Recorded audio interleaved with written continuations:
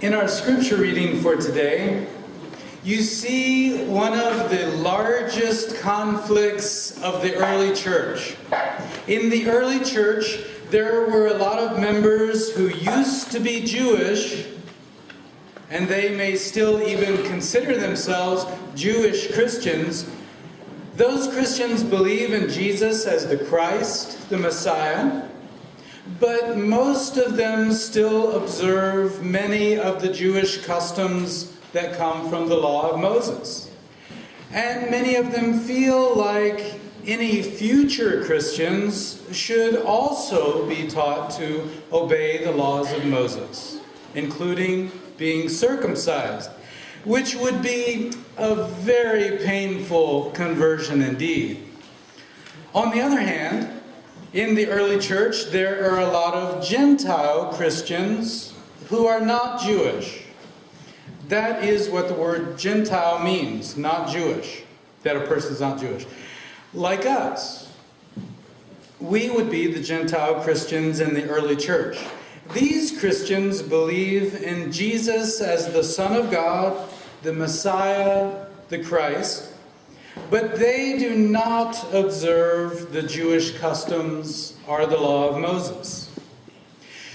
The Apostle Paul, who wrote much of the New Testament, Paul brought in a lot of Gentile, non-Jewish Christians into the church because he was preaching throughout the Roman Empire, and most of the Romans were not Jewish.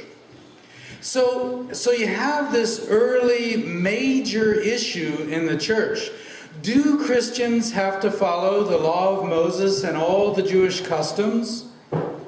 Or is simply believing in Jesus enough for a person to be baptized into Jesus and so become a child of God? The Apostle Paul is saying that God has already proven God's acceptance of these non-Jewish Christians, because God has already given them the Holy Spirit. And so now there is no difference between Jewish Christians and non-Jewish Christians. And so it's settled, right? No, not at all. In the end, the Jewish Christians, who were mostly in Jerusalem, they maintained their beliefs, but they also allow that, well, maybe Jesus would accept these non-Jewish Christians too. But they didn't really come to terms. They did not really agree. And now you may feel like this is some old argument, some 2,000 years ago, and what has this got to do with me? Well, the interesting thing is that this argument still continues in the larger church today. It is one of the reasons that you have so many different Christian denominations. To a large degree, a lot of the difference between Christian denominations today is whether they believe that you have to be perfect to get into heaven. That is, do you have to obey all of the moral laws that you can find in the Bible, and in this way get to heaven? Or did Jesus really forgive all of our sins? Period. The Lutheran Church believes that Jesus, the Son of God, sacrificed his life so that we would be free from sin. You don't even have to worry about it. Period. Now, as a Christian, you still want to live the best life that you can. You don't want to hurt people, or steal, or kill. You want to learn to live in love for all people, and to live a gracious life in the world. But you don't want to have to worry about whether you're good enough. You don't have to worry about whether you're good enough. You don't have to worry about whether you have earned enough points with Jesus. You are completely forgiven. Period. But, now here's the rub. This also applies to all of the people around you. You also don't have to worry about whether the people around you are good enough. When you see a girl or a guy who has a few more tattoos than you're comfortable with, you don't get to judge him. When you hear of a guy or a girl who are seriously into drugs or casual sex, you don't get to judge them. Jesus has already forgiven them. You may want to help them understand how they are damaging their life, but you don't do it from a position of, I am better than you. You get to do it from a position of, I really care about you, and I hate to see you do this to yourself. Those are two very different ways of being. It is very easy to get caught up in the trap of thinking that you are a good person. You come to church for years and years, you give of your wealth generously, and so you might come under the illusion that you are good. But I could spend all day reminding you of how lustful or judgmental or greedy you really are. I could go on for days, and many preachers do.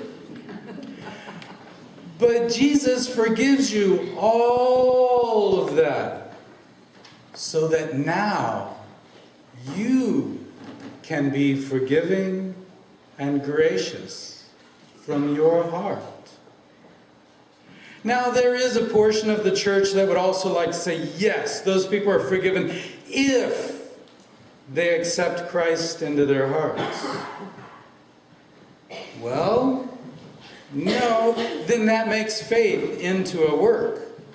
You have to do this in order to get saved. And Jesus says from the cross, Father, forgive them, for they don't know what they're doing. He wasn't just forgiving all those who believe in him. Otherwise, the centurion would not be forgiven. He was forgiving all of humanity for what we do to each other every day.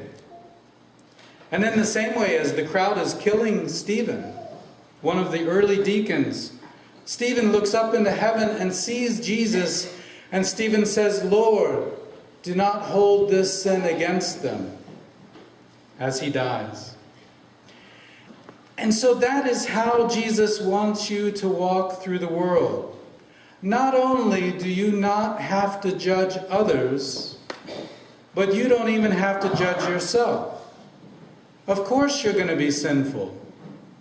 This sin is then an opportunity to realize how much you are like everyone else in the world, and also just how forgiven you are, so that in the end you might be even more gracious. And here's the trick.